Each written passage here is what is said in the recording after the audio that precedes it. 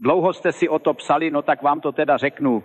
Udělali jsme takový ten jazykový model, jak se tomu říká, Jakéž GPT se to jmenuje. A on ten model vezme ten váš text prostě a udělá z něj takovej ten projev, jak jsem já mluvil na těch schůzích, že jo.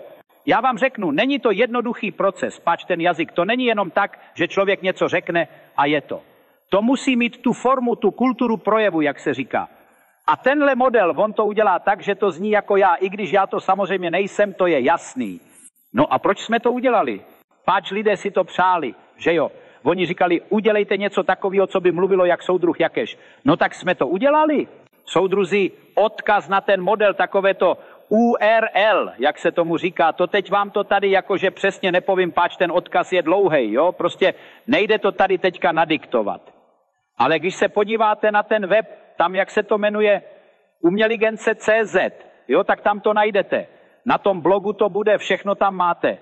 Takže kdo chce, tak si to tam prostě najde. No a teď ještě vzkaz pro vás, soudruzi. Podívejte se, soudruzi, dneska se nám tady objevil takový fenomén, že jo, ta umělá inteligence. Já bych řekl, že to je jako takovej novej nástroj, no, který nám dává, dá se říct, až takový superschopnosti. Já, kdyby mi někdo před pár lety řekl, co všechno dneska ty počítače umí, no tak bych se mu vysmál. Ale ono je to dneska tady. A co víc, můžete to mít taky, soudruzi. Já bych dokonce řekl, že byste o to měli stát, páč jinak, no, zůstanete pozadu, to vám povídám.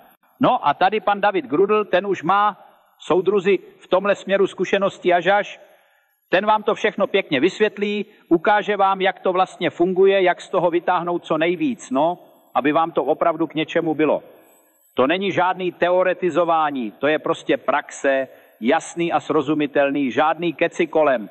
Já vám říkám, to vám dá vhled, který jinde nenajdete, to prostě v knížkách nevyčtete. A vy uvidíte, jak vám to otevře oči, budete na to koukat úplně jinak, inspiruje vás to, no.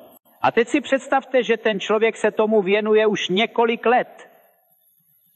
To je jakoby, já nevím, jako kdyby někdo byl kovář a měl za sebou tisíce podkov. Takovej člověk už ví, co a jak, má na to grif, že jo.